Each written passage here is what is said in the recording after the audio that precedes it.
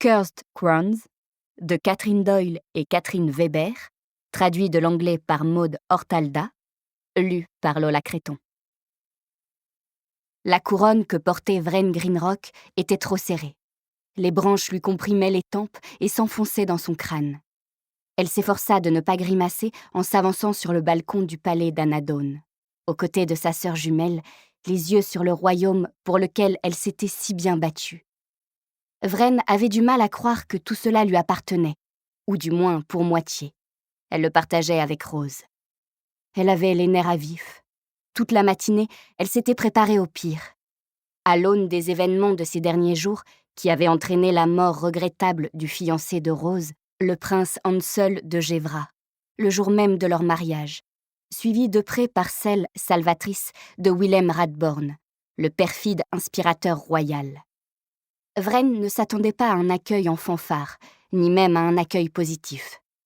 Pourtant, c'était un océan de sujets ravis qui s'était amassé aux grilles dorées du palais. Les gens d'Aisling et au-delà étaient venus présenter leurs vœux aux jumelles le jour de leur couronnement. Jusqu'à la forêt, des milliers de visages souriants regardaient le palais blanc, leurs cris de joie portés par la brise estivale. Ils étaient venus célébrer l'avènement de Vraine et Rose, les nouvelles reines jumelles d'Eanna. Depuis le balcon, les jumelles, parées de leurs plus belles robes et de leurs couronnes, se nourrissaient de l'adoration du peuple comme des rayons du soleil. Ensemble, elles brillaient.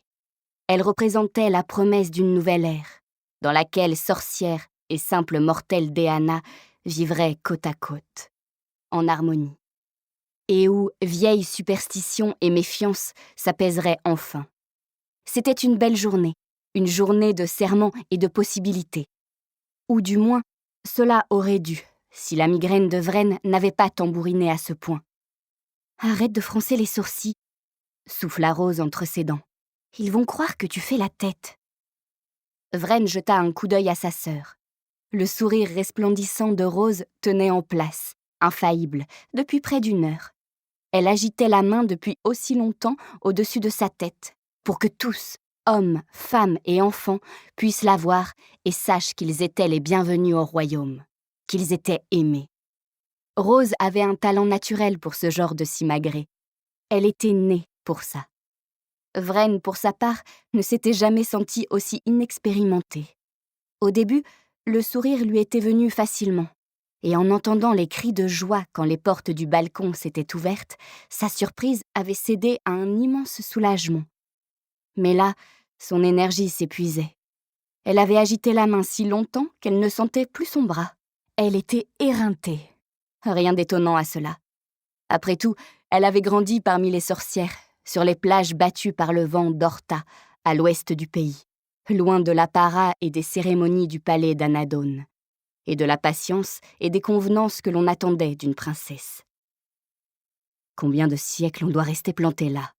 chuchota-t-elle. « Je commence à avoir la dalle, et j'ai mal à la tête. » Rose lui prit la main.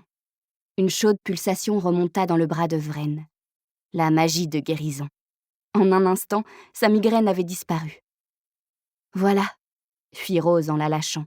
« Plus d'excuses maintenant. » Vraine retrouva le sourire et se remit à saluer la foule. Malgré tout, un poids demeurait sur sa poitrine. La magie de guérison de Rose était incapable de réparer son cœur, dont la douleur lancinante lui rappelait sans cesse Bamba. À peine un jour s'était écoulé depuis que sa courageuse grand-mère avait été enlevée au caveau du protecteur, alors en feu par le roi Alaric et ses impitoyables soldats. Elle avait été emmenée sur un navire sous les yeux de Vraine, impuissante. Le souvenir la hantait chaque seconde. L'injustice se tordait en elle, tel un serpent.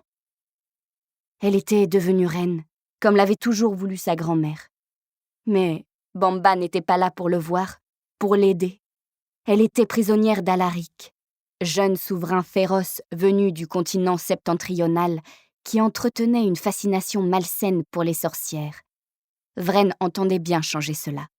Elle avait juré à elle-même ainsi qu'à Rose qu'elle trouverait un moyen pour tirer leur grand-mère des griffes glaciales du royaume de Gévras, dès qu'elle en aurait terminé avec les courbettes. Elle vit le regard de sa sœur se diriger une demi-seconde vers les jardins, où Shenlo était allongé au bord de la fontaine à l'entrée de la cour intérieure. Il avait un bras sur le front pour se protéger du soleil et l'autre dans l'eau cristalline. Son sourire malin le trahissait. Elle sut qu'il ne dormait pas. Inutile de voir ses yeux pour savoir qu'il appréciait le spectacle de Rose radieuse dans son habitat naturel, et de Vren qui se tortillait comme un poisson hors de l'eau. « Vren, regarde !» couina sa sœur en lui reprenant la main. « Il jette des fleurs par-dessus la grille !» Elle releva la tête juste à temps pour apercevoir une rose rouge vif atterrir dans la cour, puis une jaune, puis une mauve. Bientôt, un bouquet multicolore était éparpillé sur les dalles, et d'autres continuaient d'affluer. « Eh ben, gloussa-t-elle, ils t'aiment vraiment. »« Ils t'aimeront aussi. » Rose souffla un baiser à la foule qui cria de joie. Elle tourna sur elle-même et la foule cria de plus belle.